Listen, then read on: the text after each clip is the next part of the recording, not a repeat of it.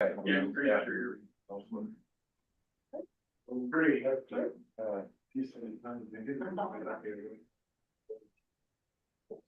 Later, back. Only last year. 150,000.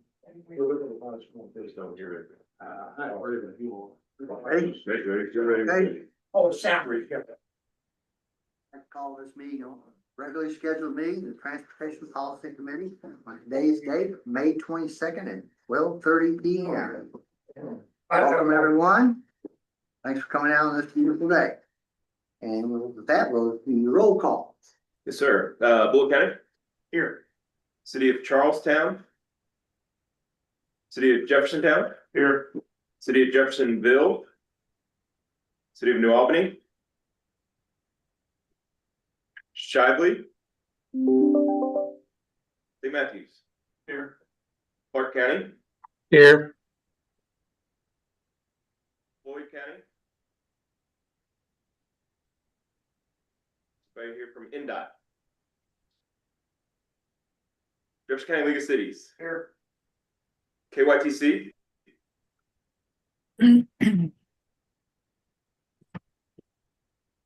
KYTC District 5. Come on. Tracy level. Hi guys, thank you all for joining us. Louisville Metro Government. I'm probably the closest you've got. I'm with Public Works. Your name, sir? David.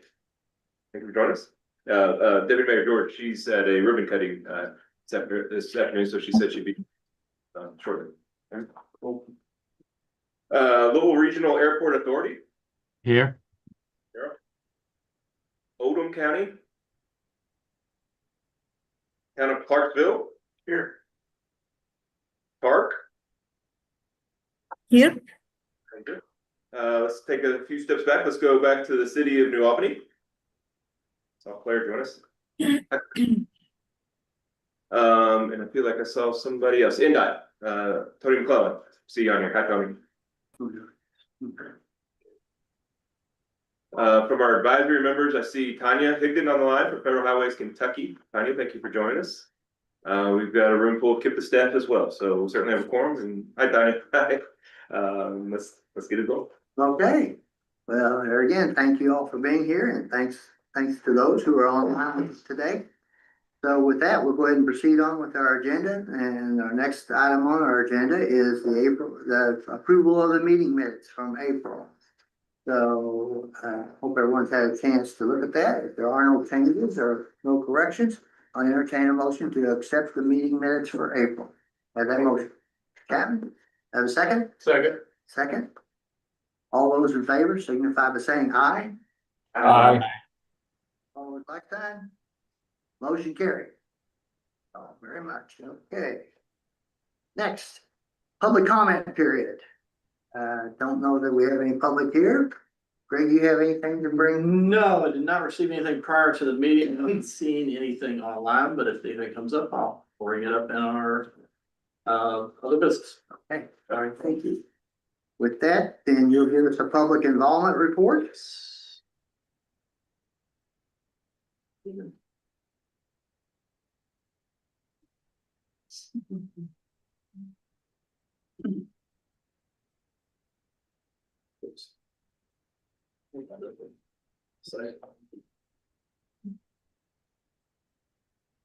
There.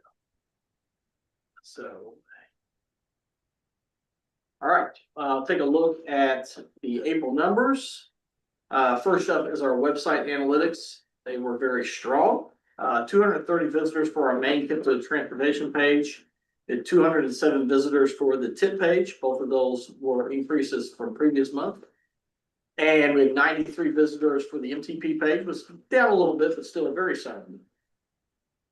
Social media wise, Facebook leading the way with 14 posts, 2,100 impressions, and 1,275 reach and link clicks.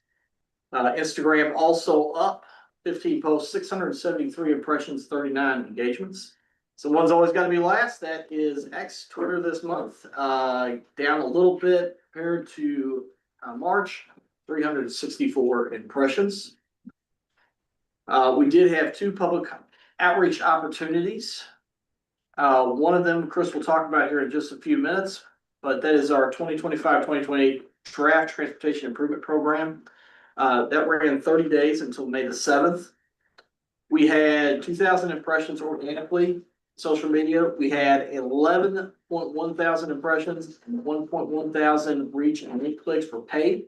So it was a very good campaign that way. Our MailChimp, we sent out to over 1,600 recipients, had 407 opens, 70 link clicks.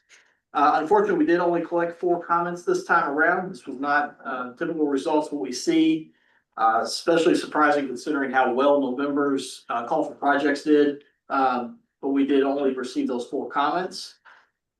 Also during that time was our Amendment 9 to the Metropolitan Transportation Plan. We had that run for 15 days until April the 24th. That was also housed on our 2025-28 tip page. We collected no comments on that, but we did have 13 project links. So what did we hear? These were the 4 comments that we did come in. One prioritizing pedestrian accessibility in the south end. One for bike lanes with physical barriers. Another person spoke about wanting to see light rail, was disappointed not to see that in the document. I also did receive another email about adding a ramp from DuPont to the collector for I-64 ramp to the I-64 through congestion. As always, we do the social media, we do the paid. We got those comments again, just like previously, but they were not related to the tip. One gentleman in particular was very upset about a KYTC project, the study that's going on in Oldham County. He provided a couple of comments about that. And we actually directed him to a public comment or public meeting that was going to be happening within the next week after that. So that's just the 2 comments there.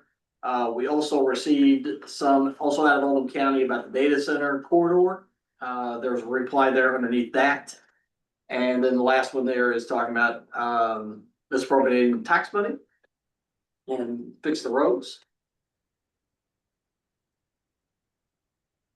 We did have 2 events that we went to last month. It was a tree fest as well as Party for the Planet. We were able to get about a dozen folks signed up for the transportation newsletter, so that was really good news. Did not get any public comments out of those, but those were also all really events. That wraps up my report. We'll take any questions if anybody has them. Anybody have any questions? Thank you very much, Craig. Next item on our agenda then is item number 5. Chris has that for us. Hey,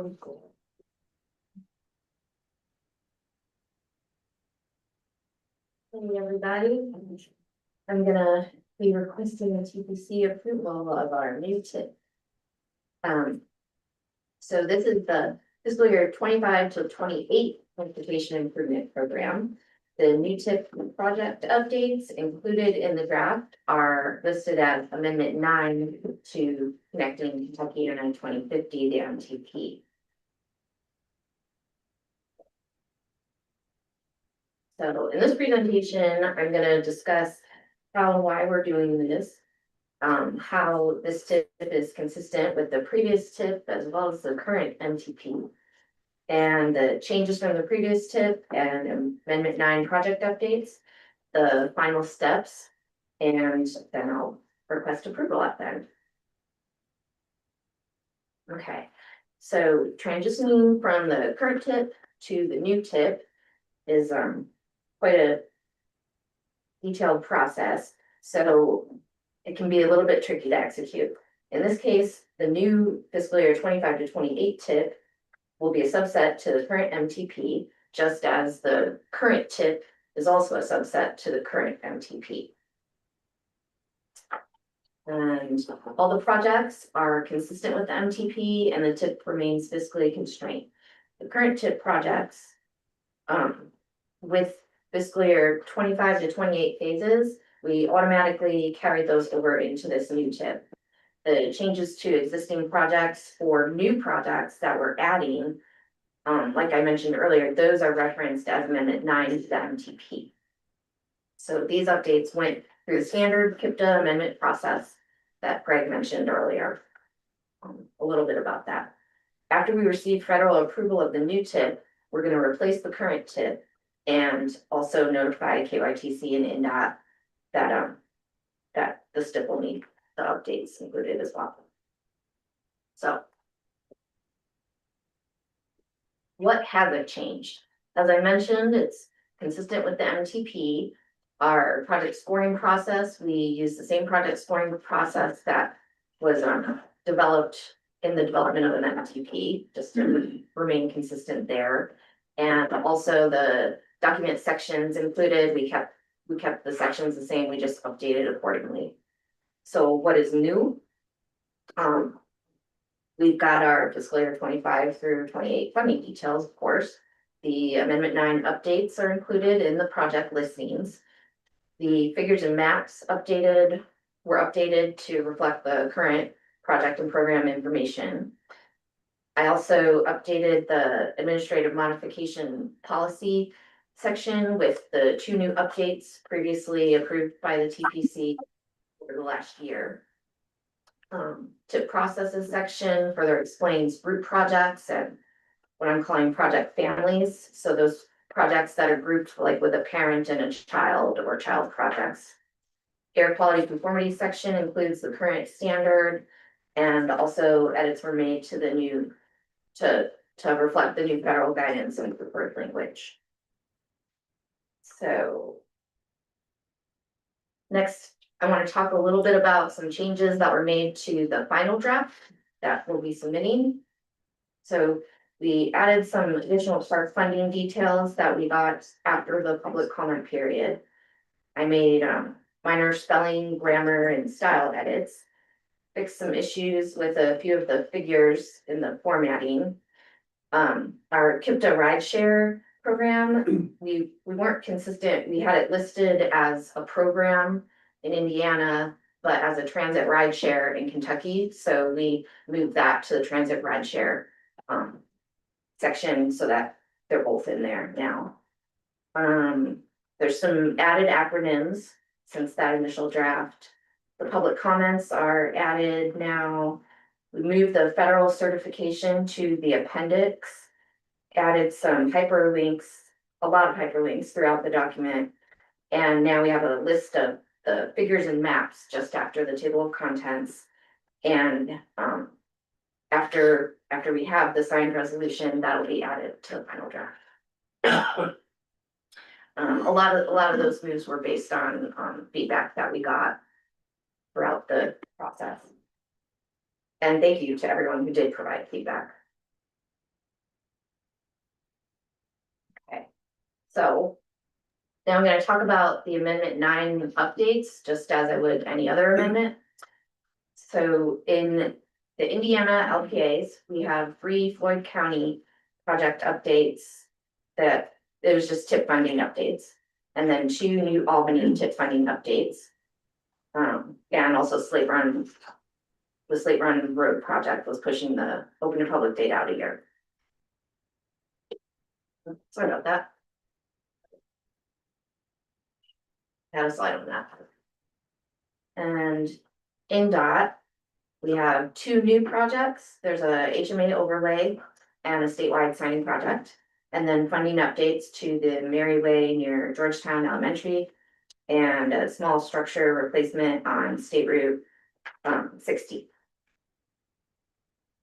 And in Kentucky, we have a Fulton County new Greenbrier Road widening project and Jeffersontown, Billtown, Eastville collector extension funding and open to public date updates.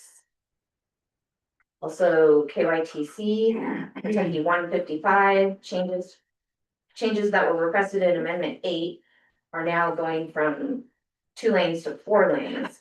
And it's becoming a non-exempt project. It previously was listed as exempt.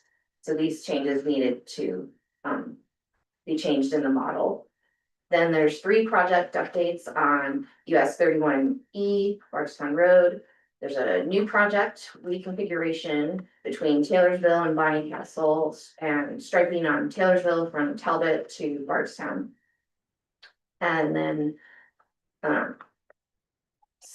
one that has the state ID 80259, that one needed to be updated in the model, and then we added state ID 5-80253 to that KIPTA ID because there was a redundant project issue, but we wanted to keep both of the state IDs.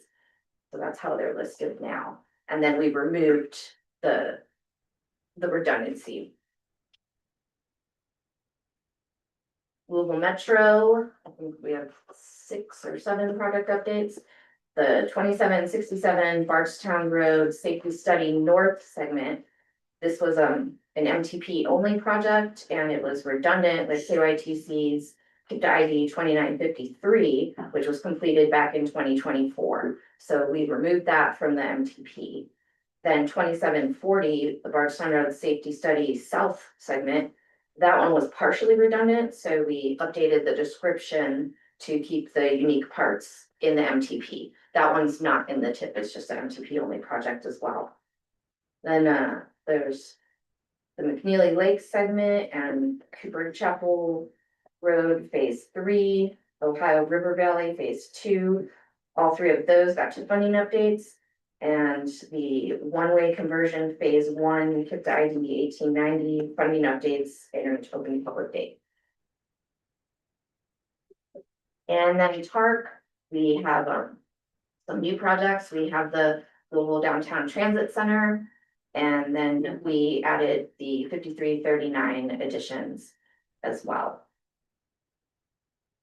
So overview of the timeline, and we are just about at the finish line. So I'll be requesting TPC action today and then probably sending it off tomorrow, sometime tomorrow for our federal review period to begin. Does anyone have any questions? Thank you, Chris. I'm glad you understand all that. If you don't, you sure did a good job of conveying it. Thank you. But first of all, this does require action, so first, I believe, first of all, we have to approve the Transportation Improvement Program update for fiscal year 2025-2028. So we want to do that separately. We want to do that separate from the Amendment 9. Okay, and then the other one is the Amendment 9. Yes, sir. Okay, so first of all, I need a motion then to approve the Transportation Improvement Program update for fiscal year 2025 through 2028. Do I have that in a motion? So. Second. We have a motion and a second. Any other questions or discussion? And if there is, you'll have to ask Chris. Okay. All right. All those in favor signify by saying aye. Aye. Opposed? Motion carried. Next is the Amendment 9. I need a motion then to approve the Amendment 9. Motion. Got a motion? Second? Any other questions?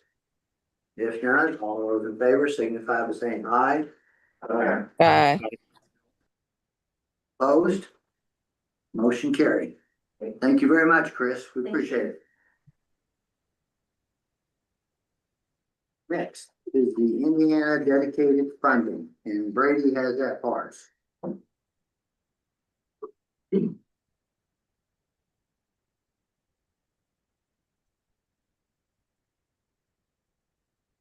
Had a lot of movement with our Indiana and dedicated funding the last couple of months as we're ending the end of the fiscal year and getting towards the end of the fiscal year on our Indiana side. We had a meeting, one of our quarterly dedicated meetings on April 25th, where we discussed the status of project phases in fiscal year 25, what needs are in fiscal 26, the upcoming fiscal year, as well as began discussion of a funding swap proposal with Campo, which is the Columbus, Indiana NPO, similar to the type of funding swap agreement that was previously ratified by the TPC with the MPO from South Bend, where we traded a few $100,000 a couple months ago.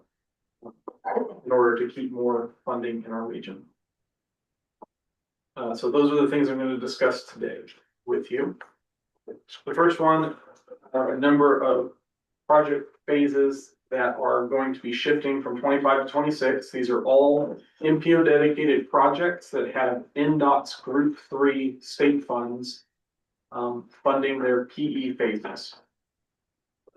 This was a part of a arrangement that was made back in November in order to help these projects proceed as a result of the Mount Tabor Road project, which failed at the end of 2025. But the short story is that these projects are moving into fiscal year 26 and will seek obligation then.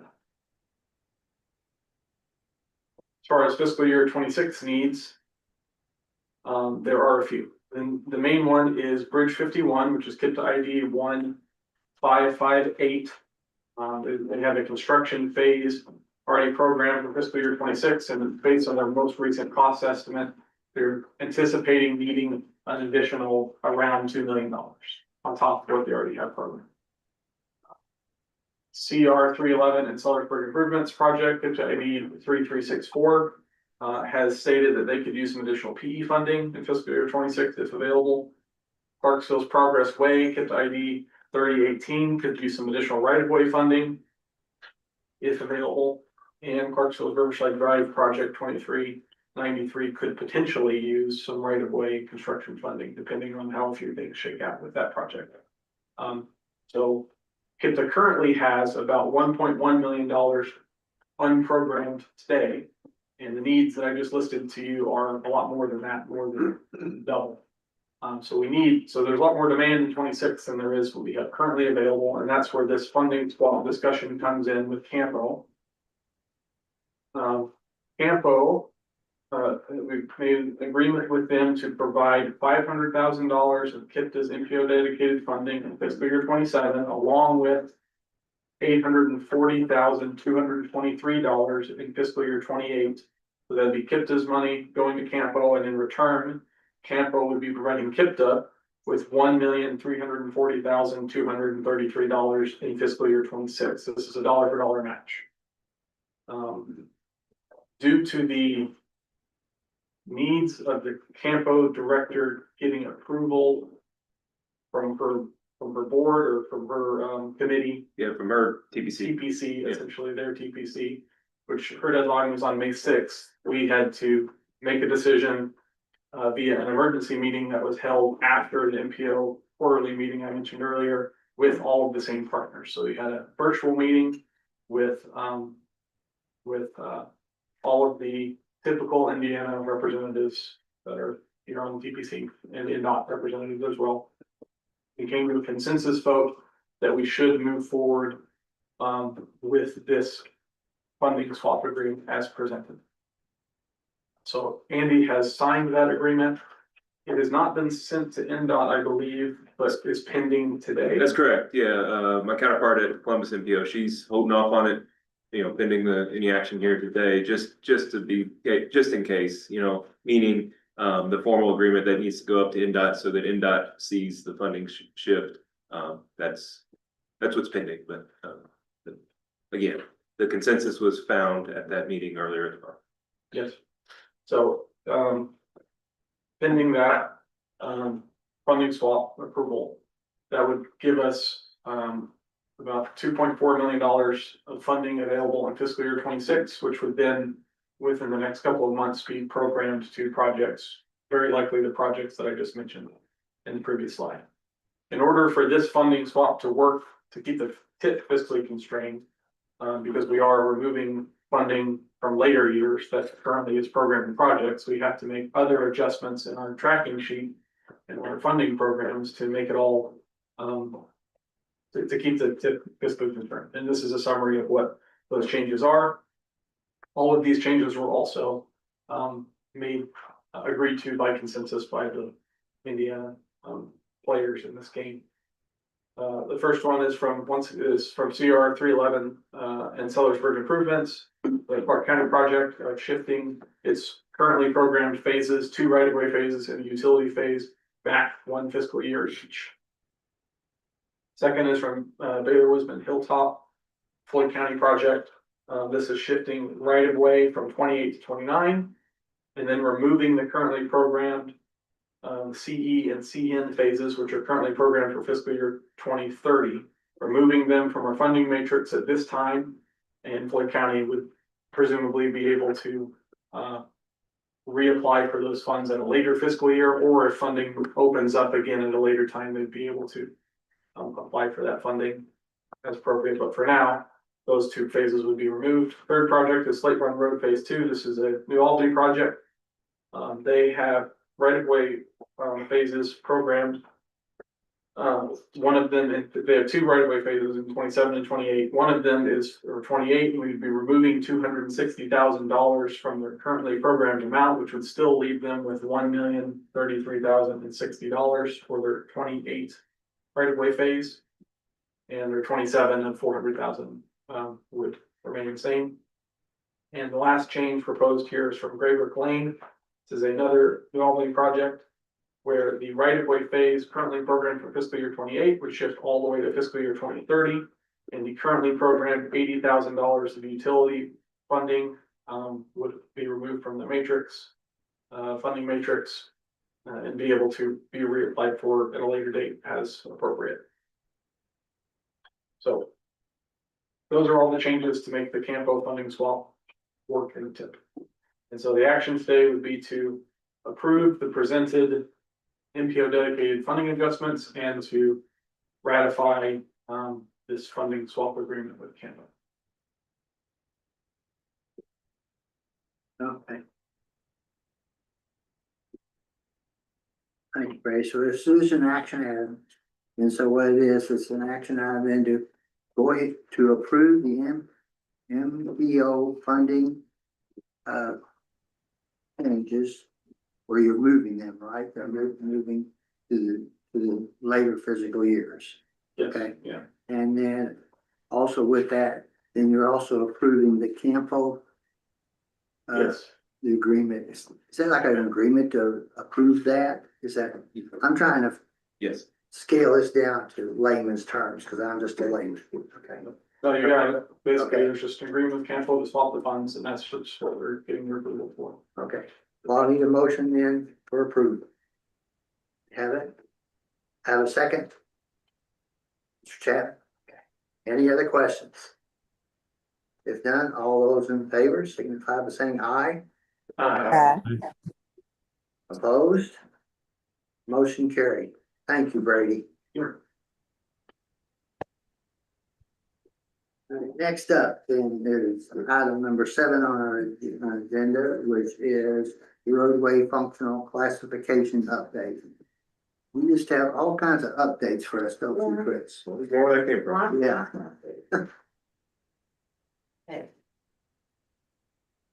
I'm gonna talk about our roadway classification updates. And this will be an action item as well. So, TIP staff have prepared a list of proposed updates throughout the region. And this list is included in the meeting packet. I have some visuals that I'll show you later in this presentation, but the list is kind of the more detailed information that'll make more sense to you all.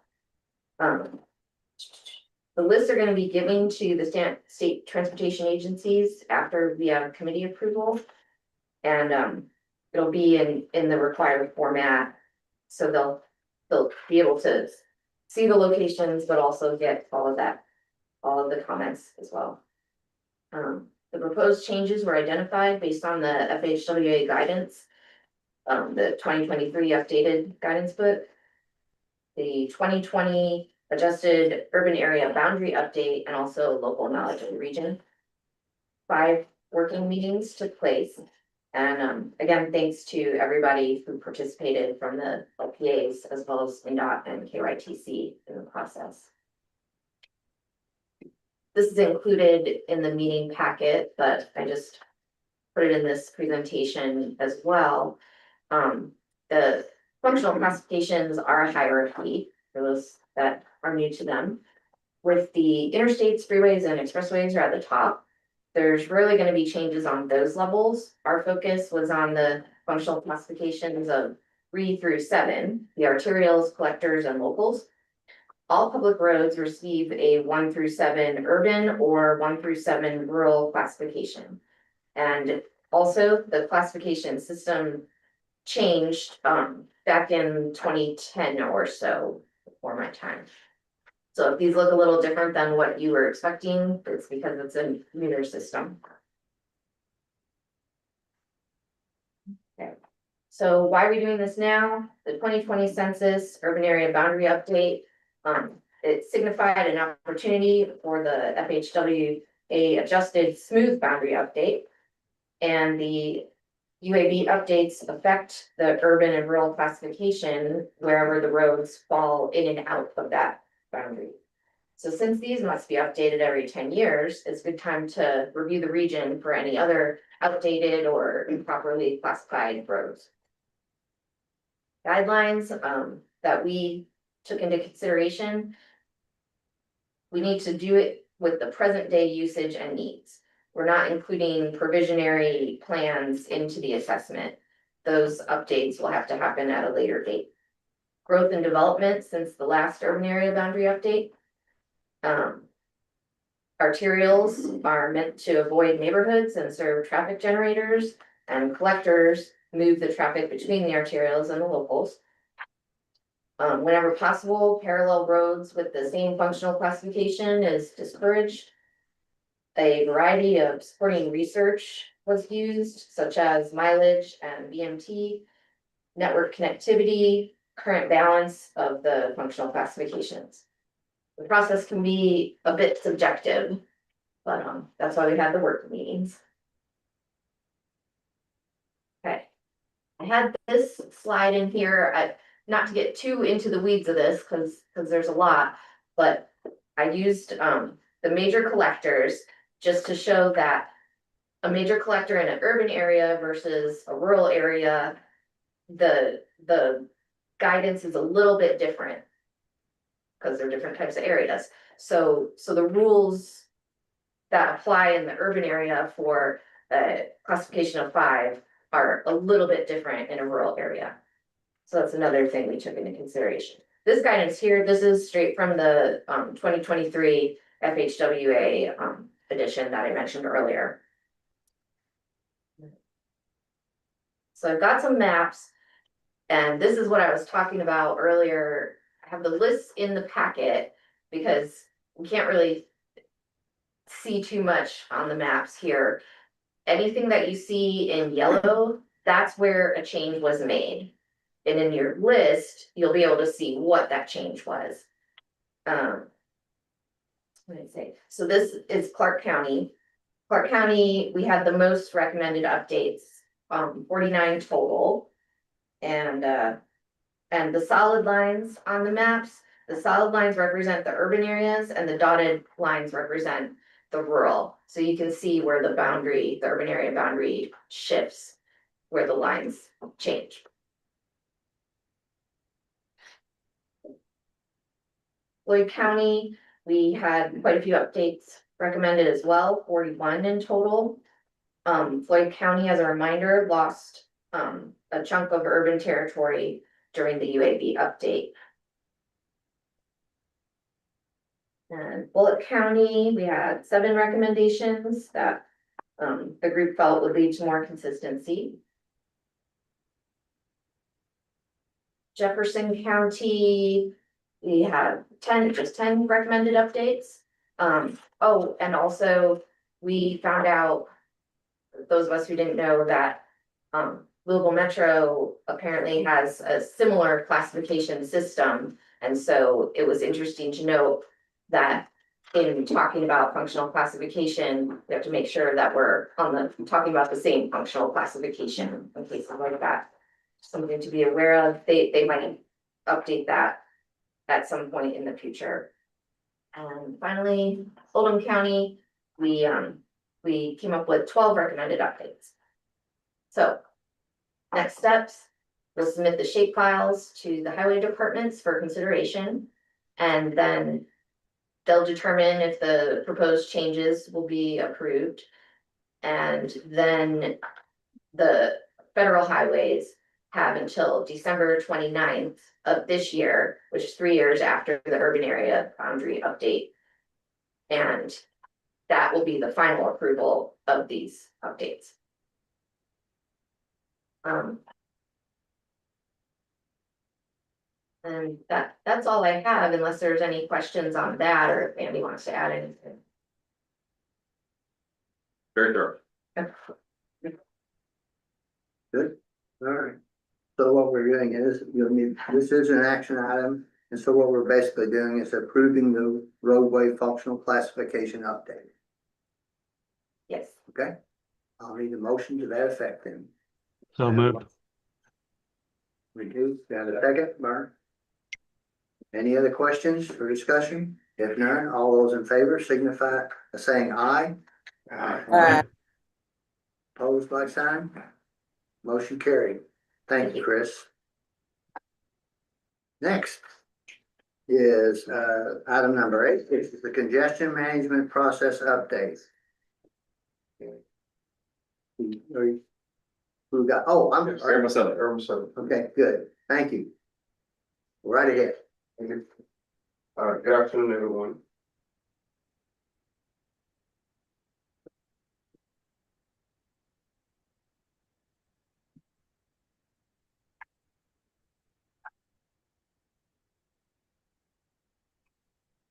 So I was here in March to BC to show the data analysis section that the system performance for the congestion management process.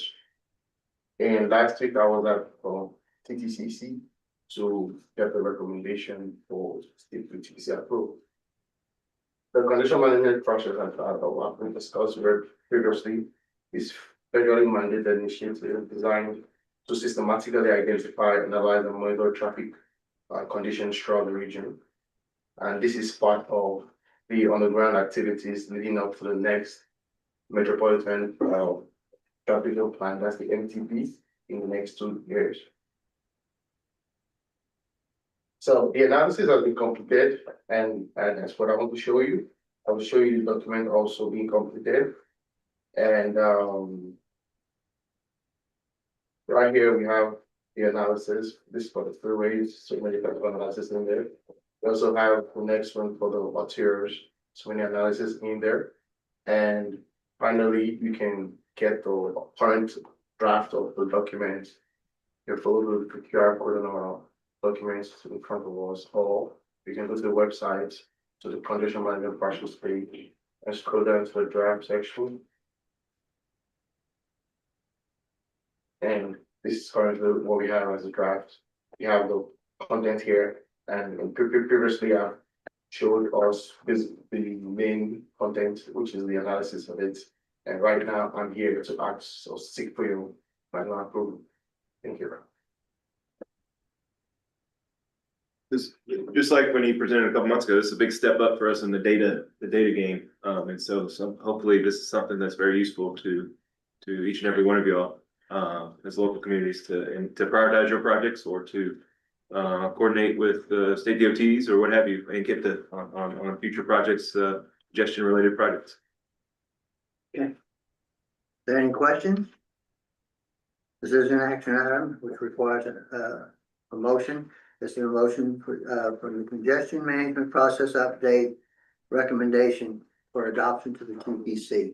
Do I have that motion? So moved. Do I have a second? Second. You have a second? Any other questions?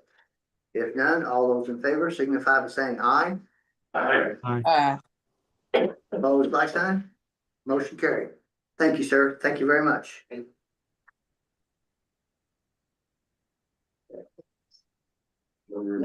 Next is number 9, call for project schedule. Brady has that one.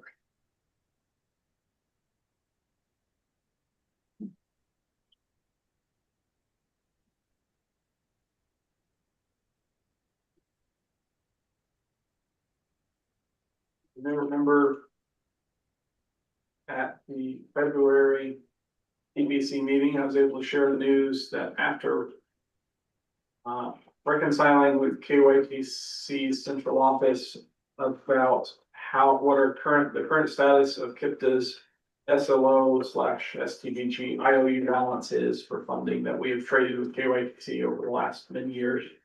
How much money do we have available in the STBG program, whether it's these IOU dollars or whether it's the actual federal STBG dollars that we have right now? How much do we have? And the answer to that was, well, we have 18 million more dollars than we anticipated that we had, which is great. It means we have more money.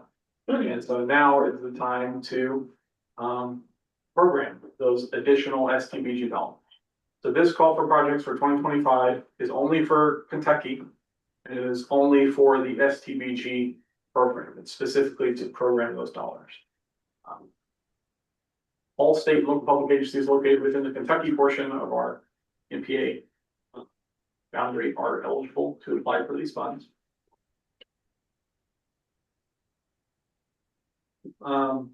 We anticipate having around $25 million of STBG funds available for this call projects. When you're looking at the little chart there, that is not how much is available in each fiscal year. It is the projected carryover balance for STBG program in each fiscal year. So if you look at all the way to the end to fiscal year 29, after all the money is carried over till the end of our program, as far as we have programmed today, that's where the $25 million number comes from.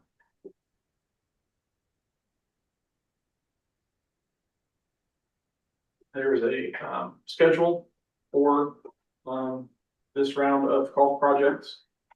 In June, we will be asking for permission from the TTCC to form a working group, and then going through the process of inviting TTCC members to participate in said working group. The application period for this call for projects opens on July 1st and ends on August 1st, close business. The application process will be very similar to the call for projects process that we just went through this past year. During the month of August, KIPTA staff will review the applications and score the projects and go through the process with the working group members to have them rank the submitted projects and have the sponsors who submitted projects rank internally the priority of their projects. There's a lot of work behind the scenes we need to get to in order to get to a public review period, which will take place in September, from September 1st to right now. We're anticipating around 3 weeks to September 22nd. KIPTA staff will then take those comment periods, add them to the list of information that was worked on in August, and hold the first TTCC group meeting, which will take place in the first week of October, and then we will schedule a second working group meeting the third full week of October if needed, if we aren't able to come to a consensus on the first meeting. The call projects recommendations that come out of that working group meeting will then go to the TTCC in November and then the TPC in November. Post approval from the TPC. Any changes that need to be made to these projects in the TIP will be done. The ones that are eligible for administrative modification will be done right around the same time as TPC approval, and those that require an amendment to the TIP will be processed the soonest we can. We're anticipating that hopefully a January TPC approval for that amendment.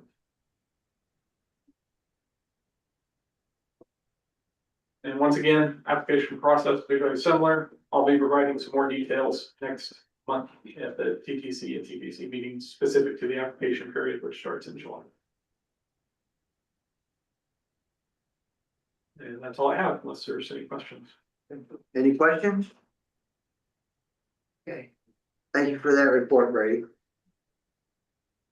Next item we have on our agenda is item number 10, which is the amendment 1 to the fiscal year 2025-2023 Transportation Improvement Program. And Chris, you're presenting that part. It may sound familiar. Okay, so this amendments take a long time to to put together. It's a lot of steps, as most of you know. This will be pending approval of the new tip. So once we have that approval, we, in theory, will have a list of project updates. We have a small list started now to do a full amendment.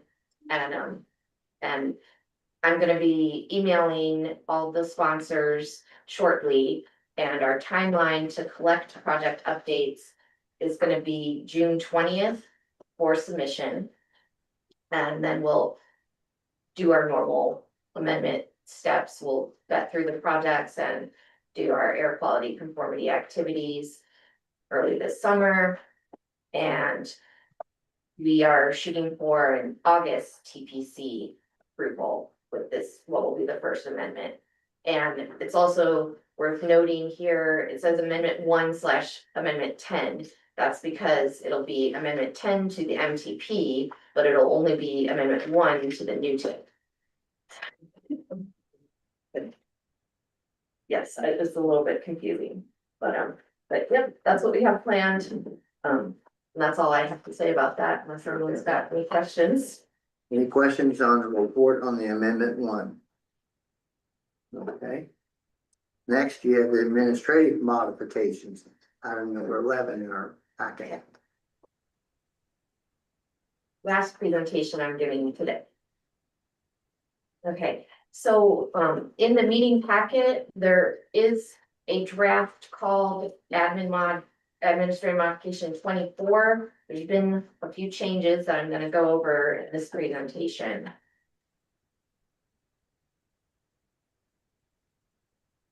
So this presentation, you might notice, is called administrative modification 24 and 25. There's gonna be 2, but they're gonna be submitted at the same day, and I'll get into that in a moment. As an overview, we had project changes that were submitted. TPC approval is not required for administrative modifications. But I am gonna present them to you all, and before I send them out to the state highway departments, I will send the TPC the final version. And like I said, I haven't sent them out to the highway departments yet, so these will be happening after this meeting sometime. If there's any questions about qualifying criteria, I'll go over that. Otherwise, I'm gonna just move on to the update.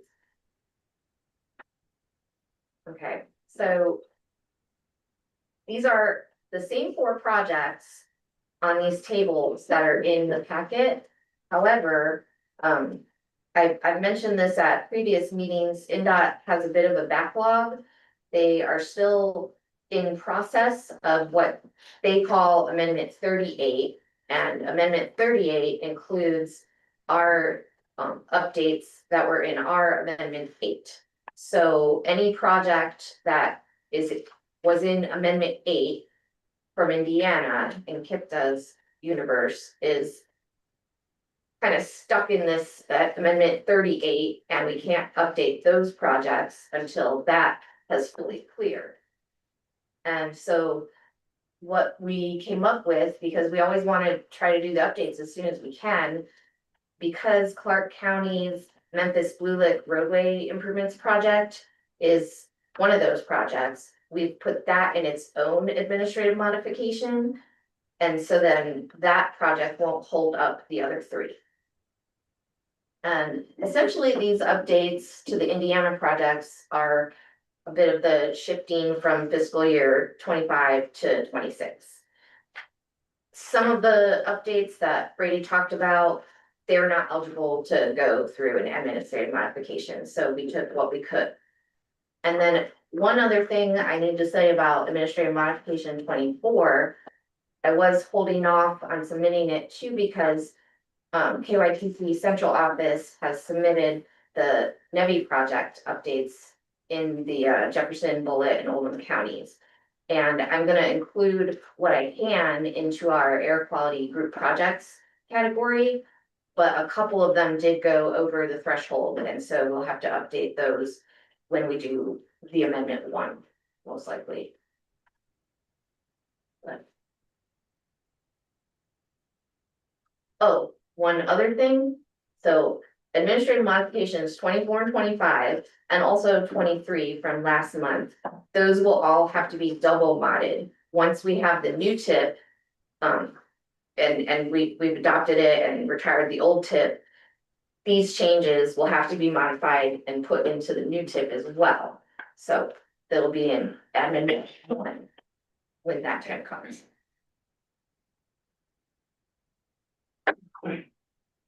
Yes, it is a very. You got you all covered. You got you covered, I promise. We're good, shape, right? Yes. All right, Yes. okay. All right. So that's an explanation on the administrative modifications for 24-25, right? Yes, if anyone has any questions on that, they can get with me. Be happy to answer.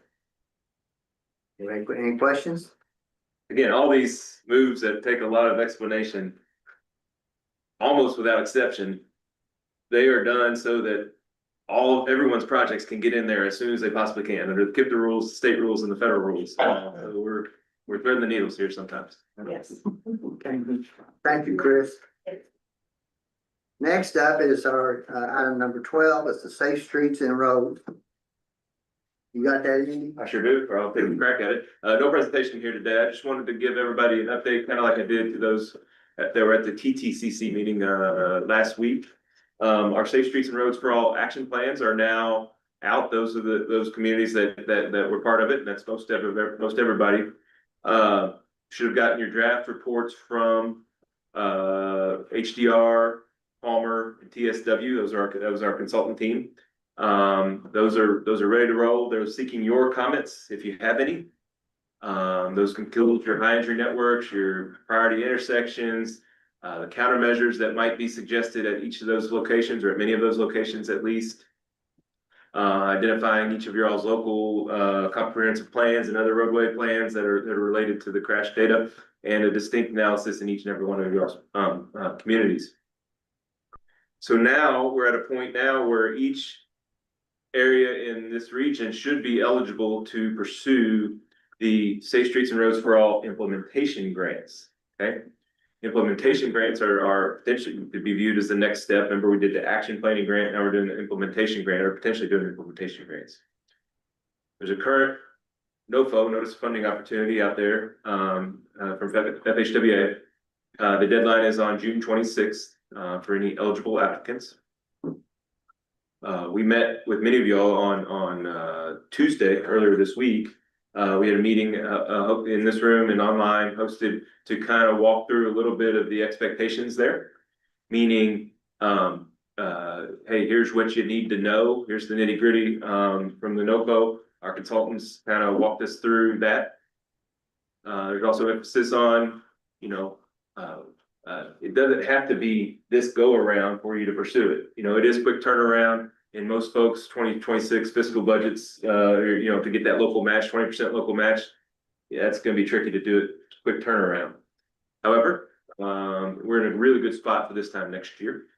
Fiscal 26, there'll be at least, or there's scheduled to be at least one more round of this. And what I like to emphasize too is that each and every one of the communities are in a better spot, even if it wasn't for that. Meaning, you all have your safety playbook to talk to NDOT, KYTC, amongst yourselves at your county commission, city councils, fiscal courts, to find those places that have safety needs and work on them, whether it's local forces, big federal project that you pursue a grant on, and anything in between. So June 26th is that deadline. I want to reiterate that. One other thing to note, we had a question from Jeffersonville just in the last 24 hours. We talked a little bit at that meeting the other day about the pre-qualification process. There's a federal highways pre-qualification process. It's optional, so we don't have to submit all of our plans to that to make sure we're eligible. Having said that, Trimble County's plan was the first one that was done, and so Mick Luxton has sent that in, and so it's in process. That due date was earlier this month. We expect to hear back, probably in the next week or so, hopefully by the end of the month. What does that mean for everybody else? Well, we have no reason to believe our plans are ineligible for any reason like that. We've got as good a plan as anybody has in this country, I would imagine. But if there are any issues that the Fed's identified, those issues are likely present in your all's plans too. We will get those changed real quick, so everybody will be ready to roll by that June 26th deadline. So I want to reiterate that. And then one more thing, if there's any assistance that you think you might need, whether it's a lot or whether it's a little, if it's a lot, let us know real soon. If it's a little, let us know soon also. In terms of helping out any grant application process for this go around, like we need to know real soon if you're going to say, hey, can you all help us? You all help us do this or help us do that. And for that matter, the consultants could also probably help in many ways too. There's probably a limit to that, but in many ways I think they're eager to help to make sure these plans aren't just hopefully they're very meaningful, turning really good progress. So be happy to answer any questions on our SS4A process right now or later. But it's something we want to keep the conversation going. We'll talk probably more about it next month as well. If I'm not mistaken, at June 26th is the same day as the TPC. Okay, so I think what we should expect next month is the adoption of the regional plan. Remember, there's 16 local, 1 regional. So we'll get the regional one adopted next month, and we'll be in real good shape both for fiscal 25 NOFO and for future NOFOs too. All right. Thank you, Andy. You're welcome. Does anyone have any other business they wish to bring up? I've got a couple items if I might. Go right ahead. All right.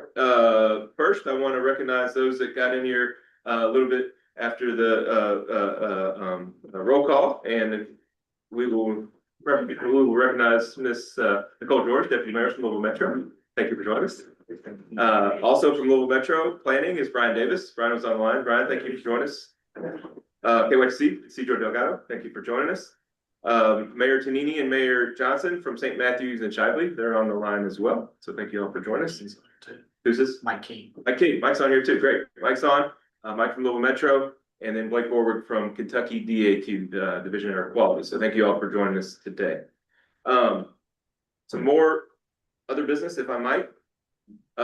Brady has asked that I mention the cost increase reserve, Kentucky only. Remember, we have that cost increase reserve for our SLO money, primarily for SLO money. That deadline is June 2nd.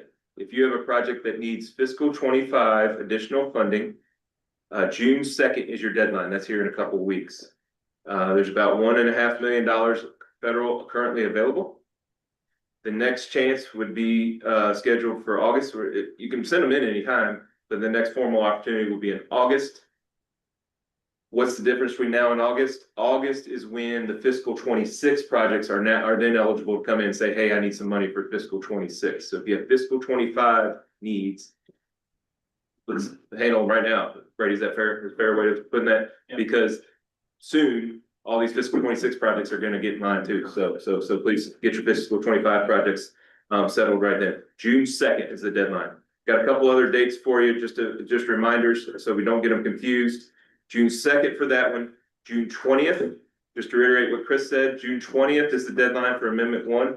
So June 20th for Amendment 1/10. Okay, we'll get used to the 1/10 double amendments.